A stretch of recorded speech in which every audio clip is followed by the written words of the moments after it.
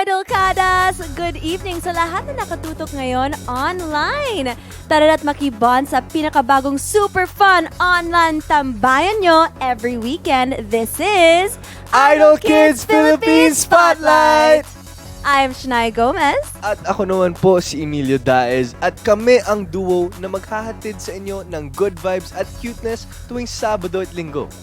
Yes, alam mo, I'm very, very excited because dito sa Idol Kids Philippines Spotlight, we really get to know the kids. Dito talaga, we get to know about their other talents and other things they get to do. And of course, Idolkadas, use our official hashtag for tonight para we can hear all of your thoughts din about our episode. Yes, tama ka dyan, Shania. At ako, sobrang excited ako dito sa Idol Kids Philippines Spotlight kasi dito natin mas makikilala ang mga kiddie hopefuls natin na hindi lang magaling kumanta, pero ang dami talagang ibang talento at mga kwento na ibabahagi sa atin. And of course, sa inyo, mga Idolkadas.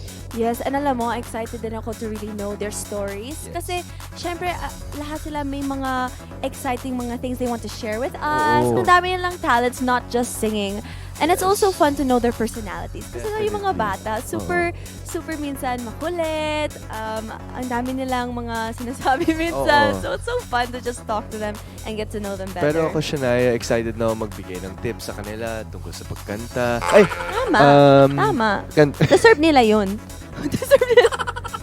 Of course. And I'm Ikaw, ano very excited. ibibigay mo sila?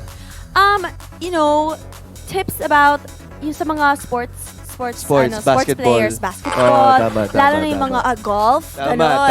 Doon ako eh. Pero mga Idolkadas, excited na ako makita ng buong Pilipinas at ng buong mundo ang ating mga kiddie hopefuls. Kaya manood na po tayo ng Idol Kids Philippines!